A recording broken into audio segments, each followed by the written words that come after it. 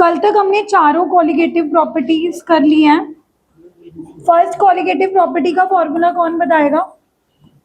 First colligative property जिसको आता है वो बताएगा। डेल्टा टीवी से पहले वाली, हाँ, P naught minus P naught equals to into M A by W A. Okay, just raise your hand. Second colligative property delta TB B formula कौन बताएगा? एक मोलालिटी वाला है और एक बिना मोलालिटी वाला है। यस मधुर।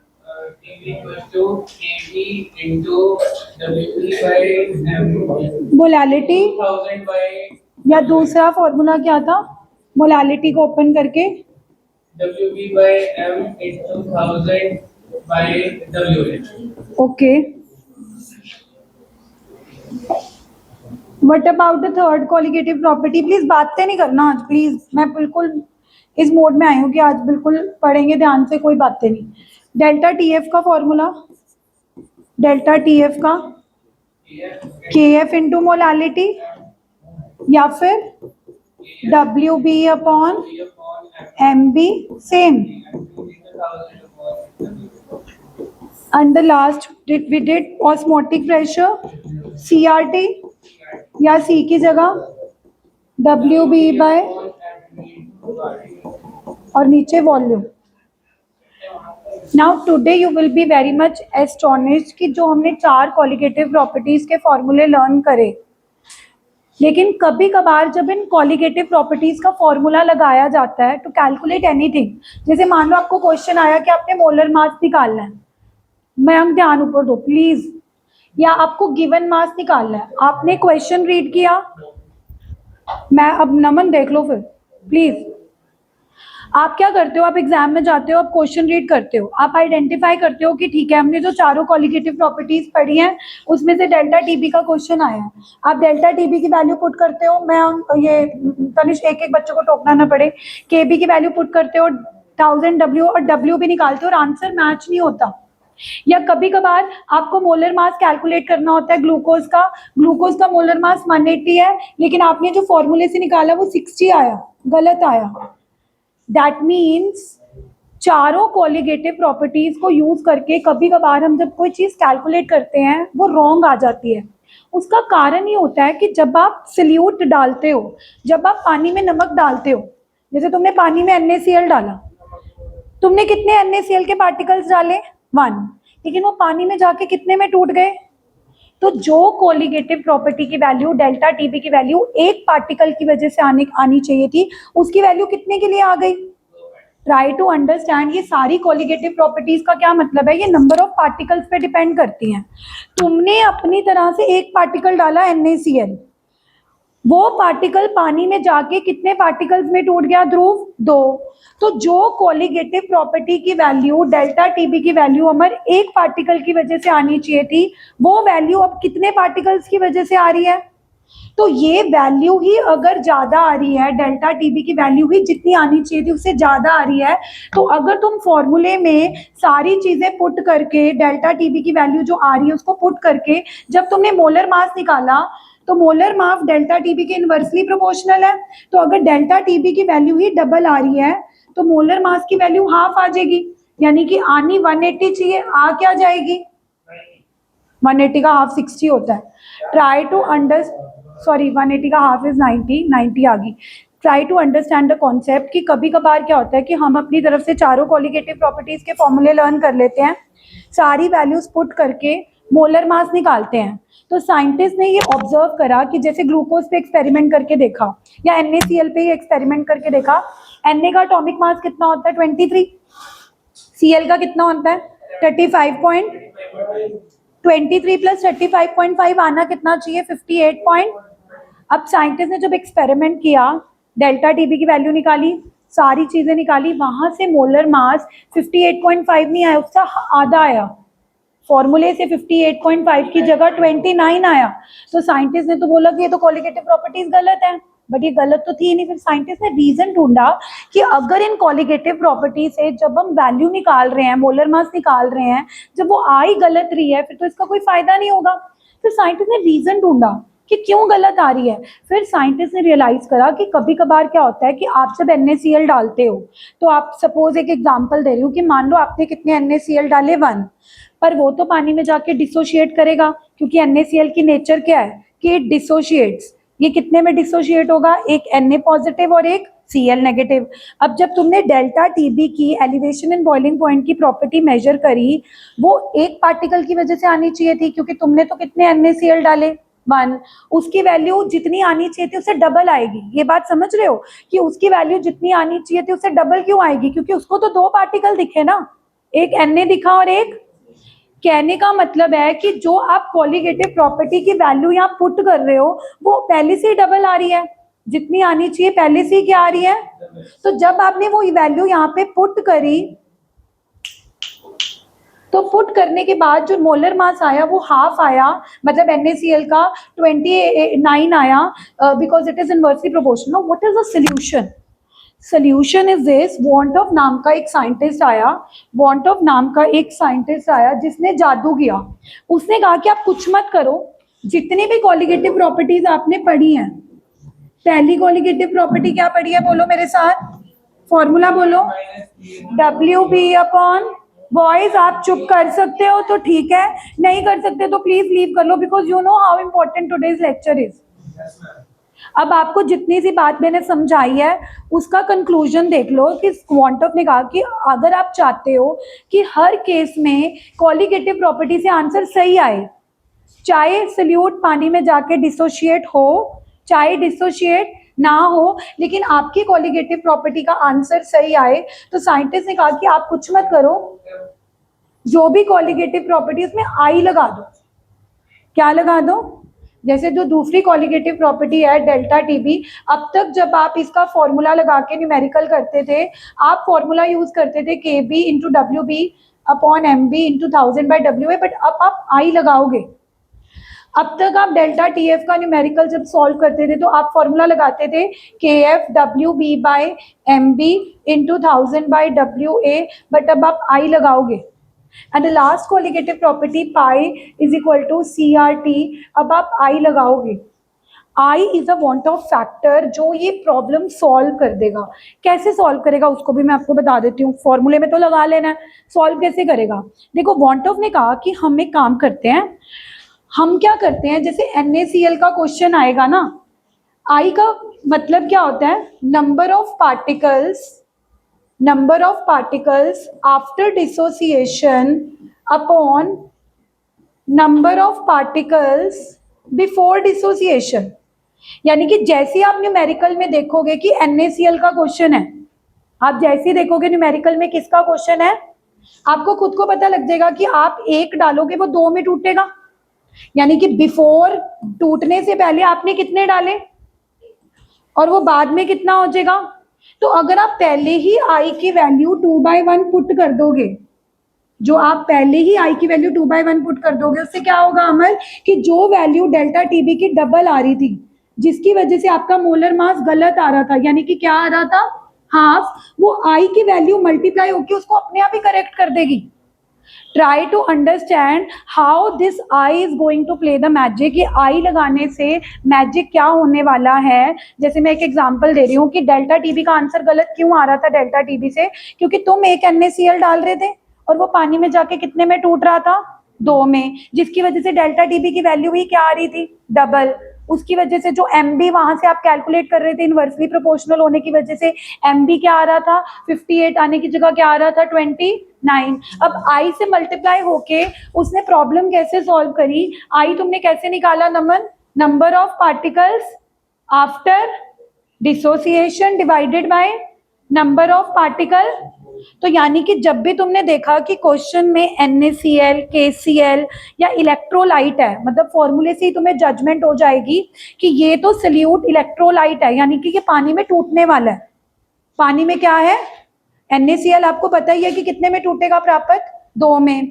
तो आप अपने आप आई की वैल्यू ले लोगे ना कि पहले बिफोर तो तुम कितनी डाल रहे हो, 1, बाद में वो कितने में टूट रहा है, 2, तो आई की वैल्यू क्या होगी 2/, तो जब तुम यहाँ पे आई की वैल्यू 2/1 पुट करोगे ऑटोमेटिकली जो आपका एम बी हाफ आने वाला था वो हाफ नहीं आएगा। आपने कुछ प्रूव नहीं करके दिखाना कि वो हाफ नहीं आएगा, मैं तो सिर्फ आपको समझाने के लिए बता रही हूँ। आपने बस एक चीज समझनी है आज के लेक्चर में कि आज के बाद हम जब कॉलिगेटिव प्रॉपर्टी का क्वेश्चन आएगा तो आई लगाएंगे। अब कई बार बच्चे बोलते हैं कि मैम कभी कभी तो नहीं लगाया होता। अब अगर मैं क्वेश्चन में तुम्हें क्वेश्चन दे रही हूँ डेल्टा टीबी का, लेकिन जो सब्सटेंस है वो NaCl नहीं है, इलेक्ट्रोलाइट नहीं है, वो नॉन इलेक्ट्रोलाइट है। क्या है? क्वेश्चन में लिखा है कि एक सब्सटेंस है, उसका मोलर मास निकालना है, ना तो आपको उसका फॉर्मूला गिवन है NaCl, और बल्कि ये बोला गया कि वो नॉन इलेक्ट्रोलाइट है, तो नॉन इलेक्ट्रोलाइट तो टूटेगा ही नहीं, फिर उस केस में आई मत लेना। क्योंकि मेजर कंफ्यूजन बच्चों को यही आती है कि मैम जब कॉलिगेटिव प्रॉपर्टी का क्वेश्चन आएगा डेल्टा टीबी वाला, हमें कैसे पता लगेगा कि आई लगाएं या आई ना लगाएं, क्योंकि अब तक तो हम आई नहीं लगा रहे थे, लेकिन जैसे ही last topic van't Hoff factor आता है तो टॉपिक कहता है आई लगा दो। अब जब पेपर में बच्चा जाएगा उसके पास क्वेश्चन आएगा, उसको थोड़ा पता लगेगा कि क्वेश्चन वांट ऑफ फैक्टर वाले टॉपिक में से आया है या उससे पहले आया है। आपने सिंपल क्वेश्चन को रीड आउट करना है। अगर क्वेश्चन को रीड आउट करके आपको लग रहा है कि ये एक इलेक्ट्रोलाइट है, फॉर्मूले से ही पता लग जाएगा। जैसे मान लो मैं आपको फॉर्मूला दे दूं A2B3, दिव्यांश बता सकते हो कि A2B3 कितने पार्टिकल्स में टूटेगा? 2A में और 3, यानी कि तुम एक डालोगे लेकिन ये कितने पार्टिकल्स में टूट जाएगा? 2 और 3, यानी कि टोटल 5। तो इस केस में आई की वैल्यू क्या ले लोगे? 5/। अब अगर इस इलेक्ट्रोलाइट का डेल्टा टीबी का न्यूमेरिकल आया है और कोई बच्चा न्यूमेरिकल सॉल्व करके आ गया और उसने आई लिया ही नहीं, फिर उसका क्वेश्चन तो गलत हो जाएगा ना। ऐसे क्वेश्चन में आपको खुद जजमेंट करनी पड़ेगी कि अगर मुझे elevation in boiling point delta TB का न्यूमेरिकल आया है और ऊपर से जो सोल्यूट मुझे गिवन है A2B3, उसके फॉर्मूले से ही पता लग रहा है, क्या पता लग रहा है ध्रुव, कि वो टूटेगा। किसमें टूटेगा? 2A और 3, यानी कि तुम तो 1 डालोगे, वो कितने में टूटेगा? 5। इस केस में आई की वैल्यू 5/1 लेकर क्वेश्चन सॉल्व करना है। अगर तुम लोगों ने बिना आई लिए, बिना आई की वैल्यू लिए डेल्टा टीबी पुट कर दिया, केबी डब्ल्यूबी डब्ल्यूए सारा कुछ पुट कर दिया, एमबी निकाल दिया, आपका आंसर मैच नहीं करेगा। शर्म तो है ही नहीं, बेच लिया है रमन। फिर वो बुला रहे तो उसका बुलाना इज मोर इम्पोर्टेंट या मेरी बात का ही इम्पोर्टेंट है? ठीक है, अब इस कॉन्सेप्ट को मैं थोड़ा सा एक्सप्लेन करती हूँ। Come to the question paper, जो मैं मुकद का क्वेश्चन पेपर, मैंने मुकद के पेपर्स आ रहे हैं तो मैंने एक क्वेश्चन यहाँ से देखा था, अब मैं तुम्हें बताती हूँ। जैसे मैंने तुम्हें ये सेक्शन बी का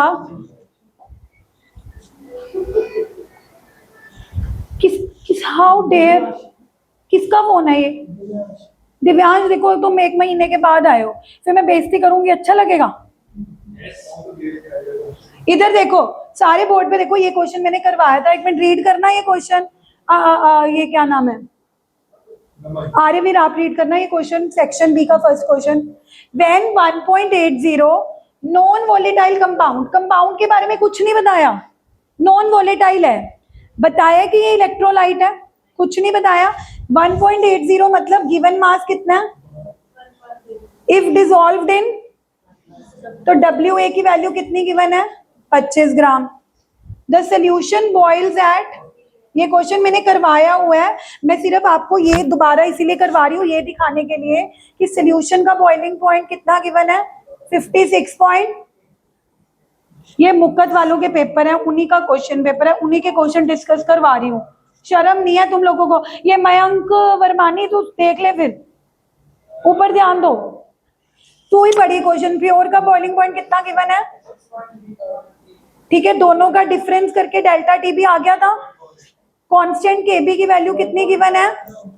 और तुम्हें मोलर मास, जब मैंने ये क्वेश्चन अभी वांट ऑफ फैक्टर टॉपिक कराने से पहले कराया था, तब तुम्हें फॉर्मूला क्या यूज किया था?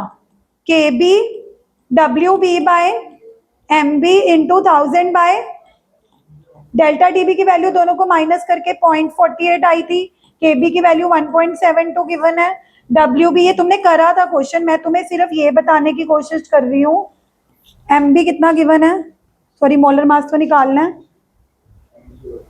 हाँ, अब इसमें मैंने आई नहीं लगाया ना, अब वॉन्टो फैक्टर पढ़ लिया, अभी भी नहीं लगाऊंगी। क्यों? क्योंकि इस क्वेश्चन को देख के क्या तुम्हें आइडिया हो रहा है कि जो कंपाउंड है वो कौन है? NaCl है? नहीं बताया हुआ। क्या कोई इलेक्ट्रोलाइट है A2B3?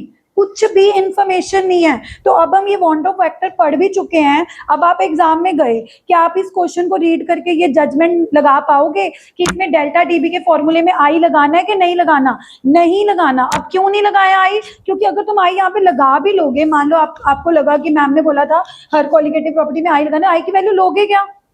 आई की वैल्यू लेने के लिए आपको गिवन होना चाहिए था कि कंपाउंड कौन है। जैसे मान लो इस क्वेश्चन में गिवन होता कि कंपाउंड NaCl है। कंपाउंड क्या है? फिर तो हमें जजमेंट हो जाती है ना कि NaCl कितने पार्टिकल्स में टूटता है, तो फिर हम आई की वैल्यू क्या ले लेते? 2/1। बट आई एम सेइंग कि अगर क्वेश्चन कोलिगेटिव प्रॉपर्टी का ऐसा कोई क्वेश्चन आता है ध्रुव, जिस क्वेश्चन को रीड करके कंपाउंड के बारे में कोई नॉलेज नहीं हो रही, कुछ नहीं पता लग रहा कि वो इलेक्ट्रोलाइट है भी है कि इलेक्ट्रोलाइट नहीं है, और अगर है तो वो कितने पार्टिकल्स में टूट रहा है, तो ऐसे क्वेश्चन में आई लेकर अपना क्वेश्चन गलत मत करना। हर बार वॉन्टो फैक्टर लेना जरूरी नहीं होता। जैसे क्वेश्चन लाइक दिस में आई लेने की जरूरत ही नहीं है। सिंपल आप delta TB value value put करो, केबी की वैल्यू पुट करो, डब्ल्यूबी की वैल्यू पुट करो, डब्ल्यूए की वैल्यू पुट करो, एमबी आ जाएगा। लेकिन अब मैं तुम्हें एक और क्वेश्चन दिखाती हूँ। अभी मैं आपको एक और क्वेश्चन दिखाती हूँ।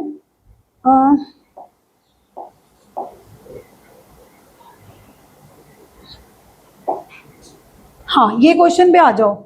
ऑस्मोटिक प्रेशर का क्वेश्चन है, चौथी कोलिगेटिव प्रॉपर्टी का। ध्यान से देखना, कल ही हमने ऑस्मोटिक प्रेशर स्टडी करा है। अब देखो, ध्यान से देखो, फोर्थ क्वेश्चन।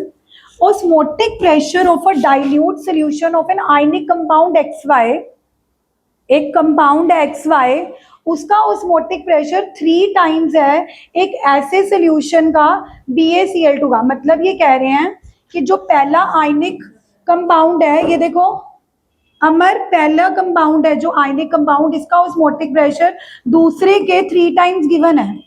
ठीक है, यानी कि हमें कुछ ऐसी सी इंफॉर्मेशन दी हुई है कि जो पहला कंपाउंड है उसका ऑस्मोटिक प्रेशर दूसरे ऑस्मोटिक प्रेशर के 3 टाइम्स है। अब ऑस्मोटिक प्रेशर का फॉर्मूला क्या होता है? पाई का फॉर्मूला क्या होता है? बोलो। CRT। इसका भी पाई का फॉर्मूला क्या होगा? लेकिन इसमें आई लगाना पड़ेगा। इस ऑस्मोटिक प्रेशर में आई क्यों लगाना पड़ेगा? ध्यान से सुनो, क्योंकि जो पहला कंपाउंड तुम्हें दे रखा है वो कौन सा आयनिक कंपाउंड है? आयनिक का मतलब ये है कि किसमें टूटेगा? XY कितने पार्टिकल्स में टूटेगा? एक X में और एक, तो इसमें आपको आई की वैल्यू कितनी लेनी पड़ेगी? 2/1 CRT। और जो ये वाला पहला सोल्यूशन है, ये कौन से सोल्यूशन के ऑस्मोटिक प्रेशर के 3 गुना है? दूसरा सोल्यूशन कौन सा दे रखा है? BA। साफ पता लग रहा है कि BaCl2 पानी में जाके एक बेरियम और 2 कितने में टूटेगा? अब अगर इसमें जो बच्चा ये रिलेशनशिप निकालेगा कि हाँ पहला osmotic pressure if 3 times osmotic pressure of दूसरा, बट बिना आई लिए, ना ही पहले ऑस्मोटिक प्रेशर के लिए आई की वैल्यू 2/1 लेगा, ना ही दूसरे ऑस्मोटिक प्रेशर BaCl2 को देखकर, और ना ही इधर XY को देखकर 3 लेगा, तो उसका आंसर तो गलत आएगा ना। अब फर्क समझ रहे हो कि कल जब मैंने ऑस्मोटिक प्रेशर वाला टॉपिक कराया था तब आपको ये क्वेश्चन क्यों नहीं करवाया था? क्योंकि तब तक मैंने आपको वॉन्टो फैक्टर नहीं पढ़ाया था। तो कल अगर मैं आपको ये क्वेश्चन देती तो नॉर्मली बच्चा क्या करता? First osmotic pressure is equal to 3 times the osmotic pressure of other, वो तो गिवन ही है, लेकिन वो पहले ऑस्मोटिक प्रेशर की वैल्यू CRT ले लेता, क्योंकि कल तक मैंने तुम्हें ऑस्मोटिक प्रेशर का फॉर्मूला यही बताया था, CRT। लेकिन आज मैंने तुम्हें बताया कि कभी कभी CRT के साथ क्या लेना पड़ता है? आई। और दिव्यांश, कैसे पता लग रहा है कि इस क्वेश्चन में जो पहले सोल्यूशन के ऑस्मोटिक प्रेशर की वैल्यू है वो अकेली CRT पुट नहीं करनी बट आई लगाना है? क्योंकि कंपाउंड कैसा दिया गया है? आयनिक का क्या मतलब है कि वो टूटेगा, कितने पार्टिकल्स में टूटेगा? उसके फॉर्मूले को देखो, X एंड, तो 2 में टूटेगा तो आई की वैल्यू क्या लेनी पड़ेगी? 2/। सिमिलरली वो ऑस्मोटिक प्रेशर दूसरे ऑस्मोटिक प्रेशर के कितने गुना है? और जो दूसरे ऑस्मोटिक प्रेशर की वैल्यू भी है, आप अकेली CRT लोगे या I इंटू CRT लोगे? कैसे पता लग रहा है कि आई लेना है? क्योंकि कंपाउंड को देखो, दूसरा सोल्यूशन कौन सा दे रखा है? BaCl। अब अगर इसे BaCl2 की जगह वो ग्लूकोज दे रखा होता, अगर इसी क्वेश्चन में मैं चेंज कर दूं कि पहला XY का जो ऑस्मोटिक प्रेशर है वो दूसरे ग्लूकोज के 3 गुना है, फिर हम आई ना लेते, क्योंकि फिर ग्लूकोज सिर्फ CRT लेते, फिर आई ना लेते, क्योंकि ग्लूकोज थोड़ा टूटता है। तो ये बात समझ आ रही है कि when to take I and when to not take I, क्योंकि अगेन सारी आई लेने की है। जो बच्चा अब इस क्वेश्चन में आई नहीं लेगा उसका आंसर अलग आ जाएगा, मैच ही नहीं करेगा, क्योंकि इस क्वेश्चन में तो आई लेना ही था, क्योंकि जो कंपाउंड पहला XY है वो भी टूटेगा क्योंकि वो आयनिक कंपाउंड गिवन है, और क्योंकि वो 3 टाइम्स BaCl2 के है, तो BaCl2 को भी देख के पता लग रहा है कि वो भी कितने पार्टिकल्स में टूटने वाला है, 3। तो जो सल्यूट पानी में जाकर 2 या 3 पार्टिकल्स में डिसोशिएट होते हैं उनके केस में क्वालिटेटिव प्रॉपर्टी से आंसर गलत ना आए, हमें आई लगाना पड़ता है। अब तुम आंसर सॉल्व करोगे, करना सॉल्व, निकालना क्या था, कंसंट्रेशन निकालनी है XY की, कंसंट्रेशन RT से RT, RT से RT, दोनों साइड RT RT क्या हो जाएगा, 2 टाइम्स ये कंसंट्रेशन निकालनी है, और दूसरे की कंसंट्रेशन BaCl2 की कितनी गिवन है देख के बताओ गाइस, BaCl2 की कंसंट्रेशन कितनी गिवन है, 0.01 है ना, तो कितनी आ गई कंसंट्रेशन, 3/2 इंटू 0.01 यानी कि 1.5 0.0015। लेकिन जो यहाँ पे 2 नहीं लेगा, जो 3 नहीं लेगा, उसकी तो कंसंट्रेशन 0.01 ही आ जाएगी, उसका आंसर तो सेम ही आ जाएगा। तो are you trying to understand the concept of van't Hoff factor. अब मैं बिना क्वेश्चन डिस्कस करे करती हूँ, what is van't Hoff factor, कि हमने जो 4 कॉलिगेटिव प्रॉपर्टीज पढ़ी हैं, कभी कभार उन 4 कॉलिगेटिव प्रॉपर्टीज का जब हम न्यूमेरिकल करते हैं तो उससे आंसर गलत आ जाता है, क्योंकि कभी कभार पानी में जाके सल्यूट या तो डिसोशिएट कर रहा होता है, या तो पानी में 2 पार्टिकल्स में टूट रहा होता है, और कई बार जुड़ भी रहा होता है कि तुमने 2 डाले, वो 2 डाल के कितना हो गया, यानी कि there are 2 cases, one is dissociation and one is dissociation के केस में भी हमें क्वालिटेटिव प्रॉपर्टी के फॉर्मूले में आई लगाना पड़ेगा। वो आप 1 डाल रहे हो, वो कितने में टूट रहा है, तो आई की वैल्यू क्या लेनी पड़ेगी, 2/। अगर आपको लग रहा है कि वो BaCl2 जैसा इलेक्ट्रोलाइट है कि वो पानी में जाएगा वो तो 3 में टूट जाएगा, कि अंदाजा तो हो ही जाएगा ना कि BaCl2 है, तो वो कितने में टूटेगा, 1 Ba और 2, यानी कि आप 1 डाल रहे हो वो कितने में टूटेगा, 3 में। तो उस केस में आई की वैल्यू क्या ले लोगे, 3/। बट अगर क्वालिटेटिव प्रॉपर्टी का ऐसा क्वेश्चन आ गया, जैसे मैंने तुम्हें थोड़ी देर पहले दिखाया था कि 1.8 gram of a non volatile compound, compound के बारे में कुछ बताया ही नहीं है, सिंपल इतना बताया वो नॉन वॉलेटाइल है, उसका फॉर्मूला भी नहीं गिवन, और पता ही नहीं लग रहा कि वो टूटेगा या जुड़ेगा, फिर उस केस में आई ले भी लोगे, वैल्यू क्या लोगे, आप तो बैठे ही रहोगे कि मैम आई तो लगा लिया था, हमें पता ही नहीं लगा कि आई की वैल्यू लेनी क्या थी, क्योंकि उसमें आई लेना ही नहीं है। Are you guys following my point that when to take I in the colligative property and when to not take I in the colligative property? दूसरा केस अगर तुम्हें ऐसे दिया होता है कि benzoic acid forms a dimer in benzene, मतलब colligative property का क्वेश्चन आया है और आपको स्टेटमेंट देख के पता लग रहा है कि ये टूट नहीं रहा, ये जुड़ रहा है, एसोसिएट भी तो हो सकता है ना, तुमने 2 डाले, वो 2 डाल के कितना बन गया, यानी कि कॉलिगेटिव प्रॉपर्टी आने कितने की वजह की, आने कितने पार्टिकल्स की वजह से थी, 2, पर आई कितने वजह से, तो तब भी तो आंसर गलत आएगा। तो उस केस में आई की वैल्यू क्या लोगे, तुमने 2 डाले, वो 2 डाल के कितने हो गए, यानी कि लेस देन 1। जब भी सल्यूट एसोसिएट होगा, डाइमर बनाएगा या ट्राइमर बनाएगा, तो उस केस में आई की वैल्यू 1 से लेस हो जाएगी। जैसे अभी तक वो डिसोशिएट हो रहा था ना, NaCl कितने पार्टिकल्स में टूट रहा था, Na पॉजिटिव एंड, तुम 1 डाल रहे थे 2 में हो रहा था, तो आई की वैल्यू तुम 1 डाल रहे थे 2, ग्रेटर देन 1 आ रही थी। जब भी आई की वैल्यू ग्रेटर देन 1 आ रही होगी तो मतलब सल्यूट क्या हो रहा है, और तुमने 2 डाले, वो डाइमर बन गया, 1 बन गया, 1/2 0.5 कम आ गई, तो वो क्या कर रहा है, ये मैंने तुम्हें बताया भी था कि एक बार मैंने CBSE का क्वेश्चन पेपर देखा था, उसमें ना ऐसे क्वेश्चन आ रखा था what is the nature of solute in the following cases. 2 या 3 नंबर का क्वेश्चन आया हुआ था। ए पार्ट में आई की वैल्यू दे रखी थी 4, बी पार्ट में आई की वैल्यू दे रखी थी 0.4। आधे बच्चों को तो समझ नहीं आया कि करना क्या, what is the nature of solute. सिर्फ ये बताना था कि किस केस में एसोसिएट हो रहा है सोल्यूट और किस केस में डिसोशिएट हो रहा है। तो जिनको मेरी ये बात याद रही थी कि जब पार्टिकल डिसोशिएट होता है तो आई की वैल्यू बढ़ जाती है, तो फर्स्ट पार्ट में आई की वैल्यू कितनी दे रखी थी 4 ग्रेटर देन 1। तो आपने सिंपल लिखना था कि since I is greater than 1 so solute will dissociate, solute will. और बी पार्ट में आई की वैल्यू तुम्हें क्या दे रखी थी 0.4, मतलब लेस देन 1 दे रखी थी। तो जब भी आई की वैल्यू लेस देन 1 है मतलब सोल्यूट जुड़ रहा है। जब आपको टीचर ये चीजें पढ़ा रहे हो तब ध्यान नहीं देते कि गाइस आई की वैल्यू जब ग्रेटर देन 1 आएगी तो मतलब सोल्यूट डिसोशिएट हो रहा है, आई की वैल्यू जब लेस देन 1 आएगी तो सोल्यूट क्या हो रहा है एसोसिएट। तब तो हम ध्यान नहीं देते, लेकिन जब हमें ये केस स्टडी की फॉर्म में क्वेश्चन आ जाता है या ऐसे 3 मार्क्स में क्वेश्चन आ गया what is the nature of solute in the following cases, A part is I is equal to 4, B part is I is equal to 0.4, तो अगर आप ये क्वेश्चन छोड़ के आ रहे तो बहुत बेवकूफी है। सिर्फ इतना ही लिखना था कि ए पार्ट में आई की वैल्यू कितनी दे रखी थी 4 greater than, so in this case solute will dissociate, क्योंकि जब वो टूटता है तो नंबर ऑफ पार्टिकल बढ़ जाते हैं तो आई की वैल्यू ग्रेटर देन 1 आती है, लेकिन जब वो जुड़ता है तो आई की वैल्यू कम हो जाती है कि तुम 2 डाल रहे हो वो कितना रह गया, एक 1/2 इज 0. Less than 1। तो अब यानी कि वांट ऑफ फैक्टर का जो अगला टॉपिक है वो यही है कि देयर आर 2 केसेस, या तो सोल्यूट क्या हो रहा होगा डिसोशिएट, उस केस में आई की वैल्यू क्या आ रही होगी ग्रेटर देन, और या क्या हो रहा होगा तो आई की वैल्यू क्या आ रही होगी।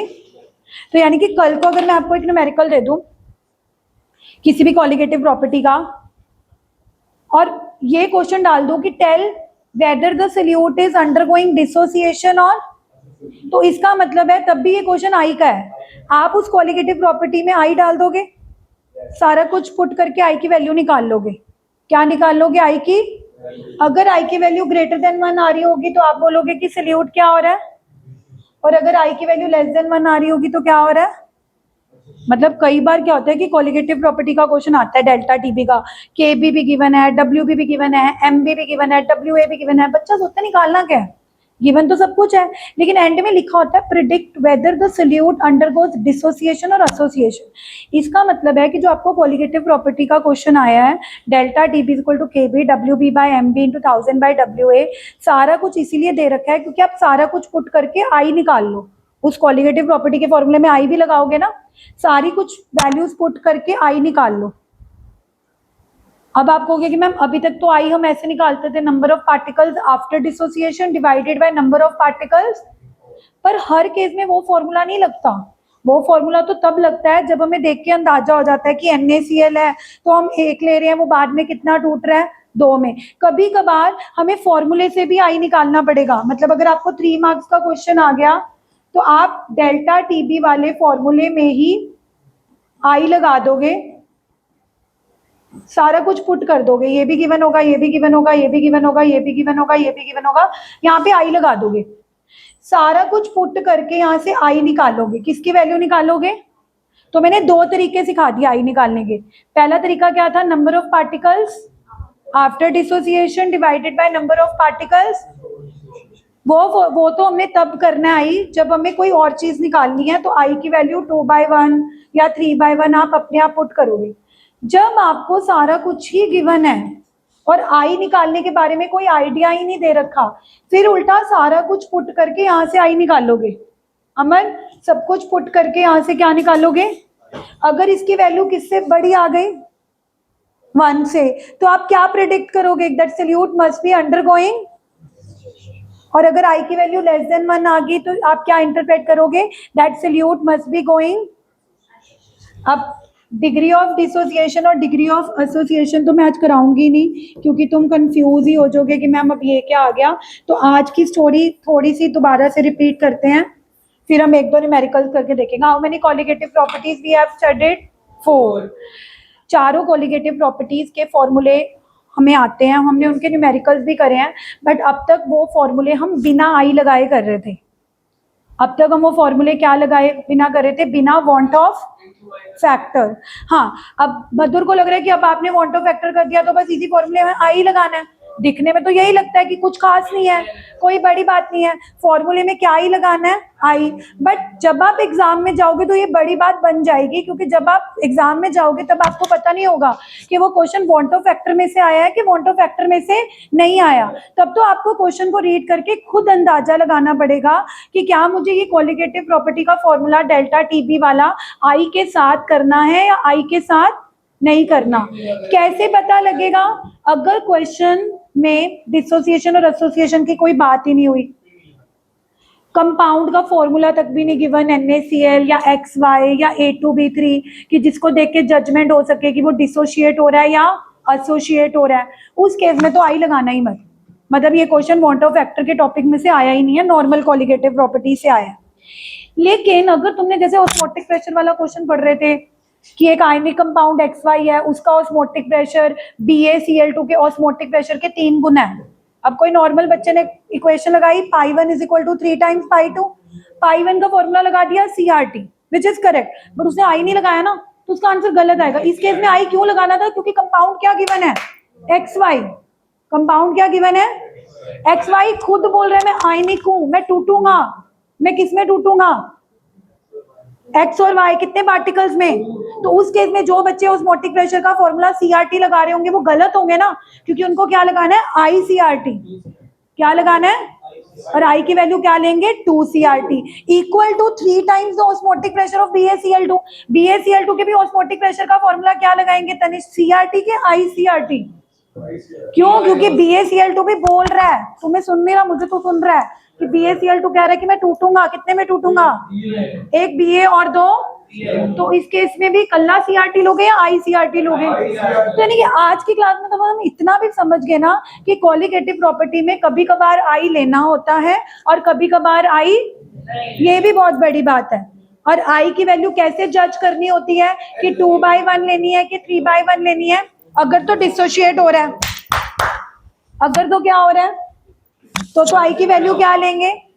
2 में टूट रहा है तो 2/1, 3 में टूट रहा है तो A2B3 दे रखा है। A2B3 हमें पता भी नहीं है A2B3 क्या है, बट हमें देख के पता लग रहा है कि यार जो भी है ना A2B3, ये 2A में टूटेगा, 3।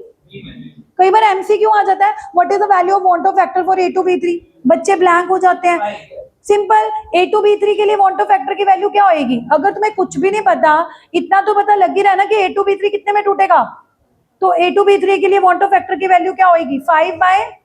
तो आज की क्लास में और कुछ नहीं, अगर हम ये भी समझ के जा रहे हैं ना कि वांट ऑफ फैक्टर जैसी कोई चीज होती है आई, जो हमें कभी कभार क्वालिटेटिव प्रॉपर्टी के फॉर्मूले में लेनी पड़ती है, और उसकी वैल्यू कैसे लेनी है वो फॉर्मूला देख के जजमेंट होता है कि अगर, हाँ अभी पहले डिसोशिएट का कंप्लीट कर लूं, कि अगर फॉर्मूला XY है तो देख के पता लग रहा है वो कितने में टूटेगा, X एंड Y, तो आई की वैल्यू क्या लेनी है? 2/1। BaCl2 है, देख के पता लग रहा है वो कितने में टूटेगा, एक Ba और 2 Cl, यानी कि 3/1। और अगर मैम मुझे भूल गया, हाँ मैं भूल गई, अगर मैं ये बोल दूं तो मैम मुझे भूला मत करो, ये लो। अच्छा बताओ, A2B3 किसमें टूटेगा? 2A और 3B, यानी कि 5/। अच्छा, एक दूसरा केस भी है जिसको मैंने ज्यादा टच नहीं किया, वो मैं कल करूंगी, एसोसिएट। कभी कभार आप क्वेश्चन रीड करते हो, डिसोसिएशन की कोई बात नहीं होती, ऐसा कुछ लिखा होता है कि benzoic acid it is forming a dimer या इट इज एसोसिएटिंग, तो बिल्कुल उल्टा है। डिसोसिएट में तुम एक लेते थे, वो कितने में टूट जाता था? तो वैल्यू क्या आती थी? 2/1, यानी कि ग्रेटर देन 1। अब उल्टा हो रहा है, वो डाइमर बना रहे, तुम 2 डाल रहे हो, वो 2 जुड़ के कितने हो गए? तुमने 2 डाले, वो कितना हो गया? तो आई की वैल्यू 2/1 नहीं आई, कितनी आई? 1/। तो जब तुम्हें क्वेश्चन को रीड करके ऐसी सेंस आ रही होगी कि यार डिसोसिएशन जैसी कोई चीज नहीं हो रही, बल्कि क्या हो रही है? असो, तो आई की वैल्यू क्या लेनी है? अगर 2 जुड़ रहे हैं तो 1/2, 3 जुड़ रहे हैं तो। लेकिन मैं आपको अपना एक्सपीरियंस बताऊं, मैंने आज तक जितने भी सैंपल पेपर में क्वेश्चन देखे, आज तक डाइमराइजेशन के बाद प्राइमराइजेशन भी नहीं हुई, ज्यादा से ज्यादा एसोसिएट करके 2 ही जुड़े हैं। आज तक मैंने जितने भी एसोसिएशन वाले, मयंक यार व्हाट इज योर प्रॉब्लम? क्या कह रहे हैं? क्या कह रहे हैं? क्या हो गया नमन, आपको अक्ल है कि नहीं है? मैंने ना एक डिसीजन लिया, मैं चैप्टर 1 की कोई रिवीजन नहीं करा रही। फर्स्ट चैप्टर हो चुका है, सेकंड हो चुका है, बायोमोलिक्यूल हो चुका है, मैं थर्ड चैप्टर शुरू करा देती हूँ। मेरे सिर में तो कोई दर्द नहीं पड़ा कि मैं फर्स्ट चैप्टर दोबारा से रिवाइज करवा रही हूँ, और वो भी ऐसे ऐसे टॉपिक्स। कौन इतनी मेहनत कर रहा है कि तुम्हारे क्वेश्चन पेपर्स में से क्वेश्चन ला ला के सेम क्वेश्चंस आपको करा रहा है। अब आप ये मत बोला मैम आप तो बेस्ट हो, मुझे ये नहीं सुनना। I am just telling you that if I am putting these money efforts for you, आप उसके लायक हो। Do you guys deserve? सिर्फ इतना से एक्सपेक्ट करती हूँ कि क्लास में जब, और मोरोवर आज टॉपिक ही ऐसा है कि जो आप नहीं सुनोगे तो आपको बहुत दिक्कत आएगी। ठीक है, तो आई की वैल्यू का पता लग गया कि डिसोसिएशन में क्या आएगी, ग्रेटर देन, एसोसिएशन में क्या आएगी, लेस देन। कल मैं एक टॉपिक करवाऊंगी डिग्री ऑफ एसोसिएशन और डिग्री ऑफ डिसोसिएशन, जो इसका लास्ट टॉपिक है। नहीं, अभी क्वेश्चन करते हैं, अब क्वेश्चन करके दिखाओ ना एक आधा आई वाला।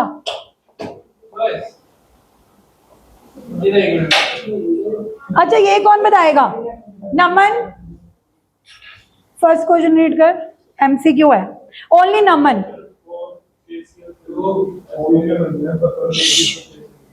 कह रहे हैं केसीएल कंप्लीट टूट रहा है, कंप्लीट टूट रहा है। कितने में टूटेगा केसीएल? एक के और एक, तो दो में टूटेगा, तो आई की वैल्यू क्या होगी? तुम एक डाल रहे हो, वो कितनी हो रही है? 2/। सिंपल क्वेश्चन है ना, लेकिन it may not be simple for the one जिन्होंने वॉन्टो फैक्टर पढ़ा ही नहीं है, क्योंकि उनको लगता है कि वॉन्टो फैक्टर टफ टॉपिक है। तो जब भी एमसीक्यू में वॉन्टो फैक्टर का क्वेश्चन आएगा ना, वो तो बस ऐसे ही आएगा कि टूट रहा है, तो कितने में टूट रहा है, इसमें क्या हो रही है, एसोसिएशन हो रही है कि डिसोसिएशन हो रही है। और प्रॉपर इसके फॉर्मूले को देख के क्या हमें नहीं पता लग रहा है कि ये कितने में टूट रहा है? पता लग रहा है ना कितने में टूट रहा है, एक के और एक।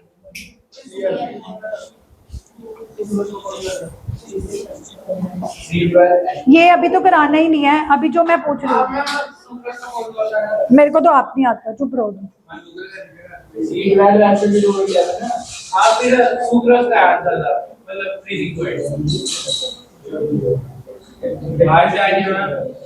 तो मैं कौन सा कह रही हूँ कि अंदर से आ रही है? ओके, सेकंड वाले का 1% सुक्रोज है ना, अभी रुक के कराऊंगी, मेरे को थोड़ा स्टेप वाइज चलने दो। अब देखो ये 2024 में क्वेश्चन आया, ये कौन बताएगा? जिसको आता है वो मैच करे। राउल्ट्स लॉ का फॉर्मूला क्या है? राउल्ट्स लॉ का क्या फॉर्मूला है? X A P A naught plus X B, बस इनो ए। राउल्ट्स लॉ ने क्या कहा था कि total vapour pressure is equal to P A plus P B, P A naught into X A plus P B naught into, बस उन्होंने ए की जगह 1 ले लिया है। हेनरी लॉ क्या था? ये K H into X, elevation in boiling point का formula, this depression in freezing point. अब ये क्वेश्चन देखो आ रखे हैं, दीज आर सो सिंपल। चलो एनीवेज, नहीं उसके मतलब बहुत सारे पार्टिकल्स एसोसिएट है और डेल्टा टी है, उसका सबसे ज्यादा है। यार मैं अभी इंटेंशनली नहीं करा रही ना, चुप करो। ऐसे अच्छा लग रहा है।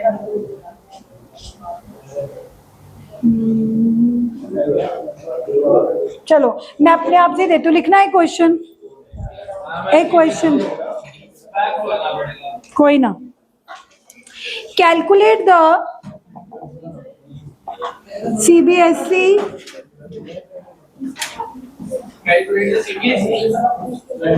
मैं ना पीछे बॉय सबको बाहर निकाल दूंगी, फिर मत बोलना कि मैम मैंने नहीं किया, उसने किया, उसने बुलाया, इसने नहीं बुलाया। हद होती है।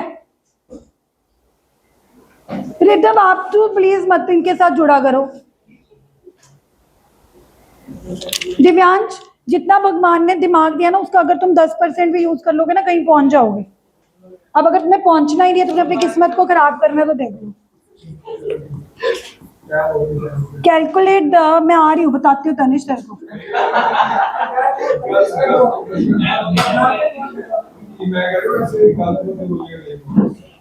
आई एम कमिंग, मैं आ रही हूँ पीछे, बताती हूँ तुम्हें।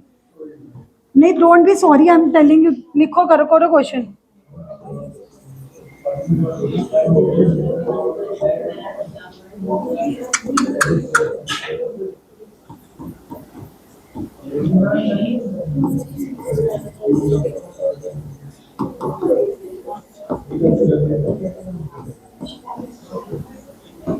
चुप करके क्वेश्चन करो बस।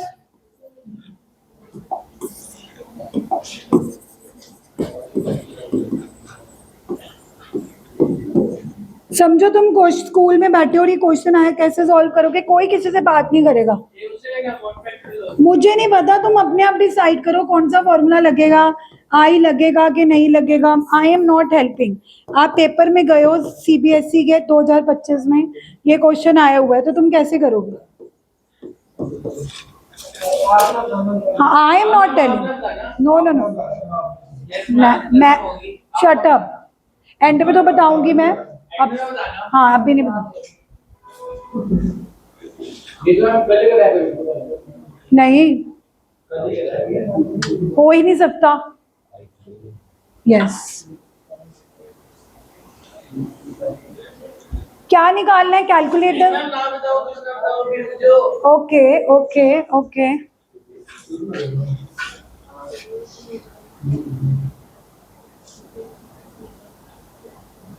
कल मुकद का कौन सा पेपर है? तो बायो वाले तो आए हुए हैं बच्चे, आपके पास बायो है ना? वंशिका को कल तो तुमने वंशिका को, तुम्हारा पेट्रोल खत्म हुआ था, तुमने वंशिका को बोला दोनों।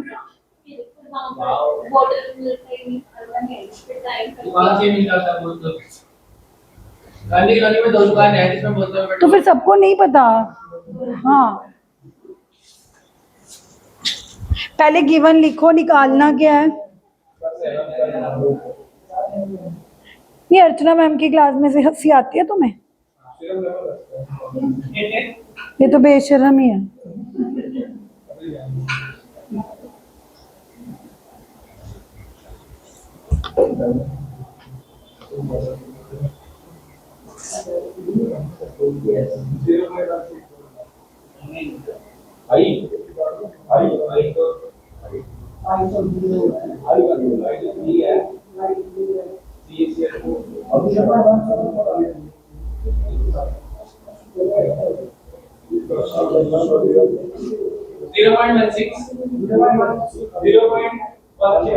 ये किसका फोन है? हु इज गंजा?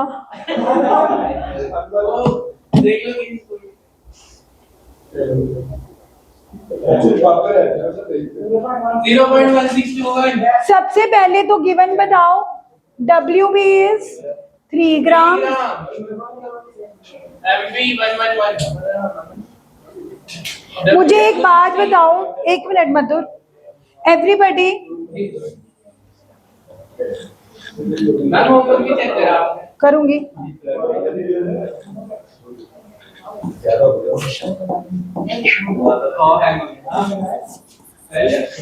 वरमानी तो चुप करेगा। हाँ जी, किस फॉर्मूला बताना डेल्टा टीबी का?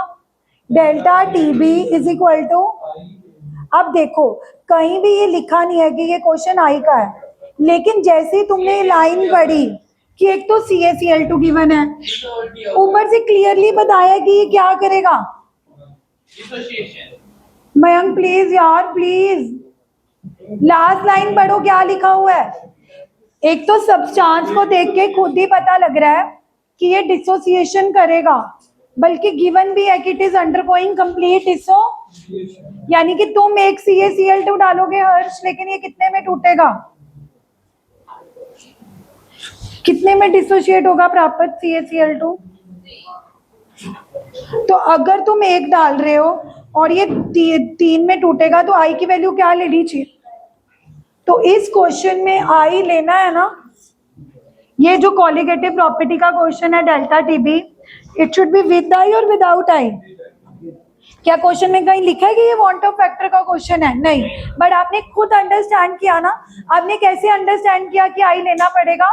क्योंकि जब आपने लास्ट लाइन पढ़ी कि एक तो इलेक्ट्रोलाइट CaCl2 है, मतलब ना भी लिखा होता कि इट इज अंडरगोइंग डिसोसिएशन, तब भी हमारी ये कॉमन सेंस होनी चाहिए कि होना हो CaCl2 कितने पार्टिकल्स में टूटेगा? 3 पार्टिकल्स में। अब तो उन्होंने और भी प्रिसाइज कर दिया लिखकर कि इट इज अंडरगोइंग कंप्लीट डिसो, यानी कि तुम तो एक हाँ, फिर भी लेना था। सब्सटेंस को देख के भी तो थोड़ी जजमेंट होती है। मैं वही बोल रही हूँ बॉयज, वही मैं बोल रही हूँ कि अगर लास्ट में ये ना भी लिखा होता अंडरगोइंग डिसोसिएशन, बट आपको फॉर्मूला तो देख के जजमेंट हो रही है ना CaCl2 कि ये कितने पार्टिकल्स में टूटेगा ही टूटेगा, 3 पार्टिकल्स में, एक Ca और 2 Cl। तो अब अगर कोई बच्चा यहाँ पे डेल्टा Tb बिना आई लिए Kb Wb Mb से निकल करके आ जाएगा, उसका आंसर गलत आएगा क्योंकि आई लेना है 3/1। आई की वैल्यू क्या लेनी है? 3/, सबको क्लियर होगी कि आई की वैल्यू 3/1 क्यों लेनी है? Am I teaching to myself? Then answer me. सबको क्लियर हो गया है 1621 कि डेल्टा टीबी की वैल्यू निकालनी सिखाओ। आई 3/1, केबी की वैल्यू कितनी गिवन है? 0.52, डब्ल्यू भी कितना गिवन है? MB 111 and WA। अगर मैं इसको सॉल्व करूं, पॉइंट हटाऊं, ये 2 पे कट जाएगा, 3 3 जा 9, 9 2 जा 18, 18 अपॉन 6/37 6/37 3 पे कट जाएगा 37 0.1। 621 थैंक यू मैम। नहीं, अभी टाइम पड़ा है। चलो थोड़ा थोड़ा वांटो फैक्टर समझ आया? नहीं, अभी पूरा तो कंप्लीट ही नहीं हुआ। कल मैं आपको एक रिलेशनशिप सिखाऊंगी, degree of dissociation and degree of association alpha का आई के साथ। वो थोड़ा मुश्किल है, लेकिन अगर तुमने कल का लेक्चर मिस नहीं करा तो तुम्हें वांटो फैक्टर अल्फा के कोई दुनिया भर के कोई न्यूमेरिकल आ जाए, अभी पार्शियल हुआ है, प्लीज कल मत मिस करना। फिजिक्स का पेपर तो ट्यूसडे होगा ना, मंडे होगा, ट्यूसडे, तो फिर कल सैटरडे प्लीज लेक्चर लगाना, क्योंकि कल के बाद ही वांटो फैक्टर पूरा कंप्लीट होगा। अभी तो समझो 40% हुआ है। Okay, tomorrow I will finish. इसलिए मैं आज कोई होमवर्क नहीं दे रही, अपना पिछला होमवर्क ही कंप्लीट करो। Thank you ma'am.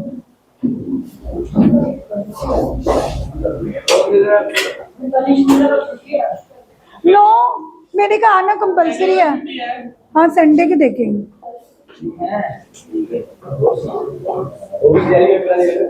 बेचारा अभी तो आया 2 दिन पहले, इसको तो इंजरी नहीं हुई पड़ी थी।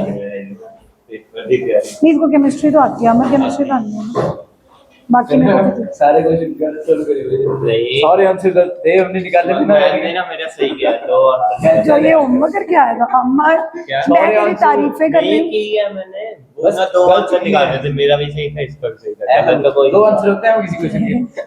मैंने निकाले हैं, मैम से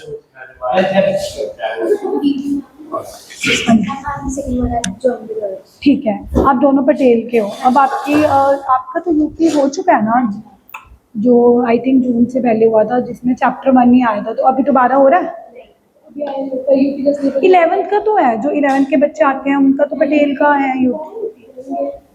नहीं, उनके ना मई में नहीं हुए थे, बट अब जब तुम लोगों के हुए थे ना मई में, जब 12th वालों के हुए थे, जो बच्चे मेरे पास 12th के आते हैं, जसवी वगैरह, उनके हुए थे, तब 11th के नहीं हुए थे। अब बच्चे 11th के कह रहे हैं, तो पता नहीं तुम्हारे 12th के हैं या नहीं है, तुम कंफर्म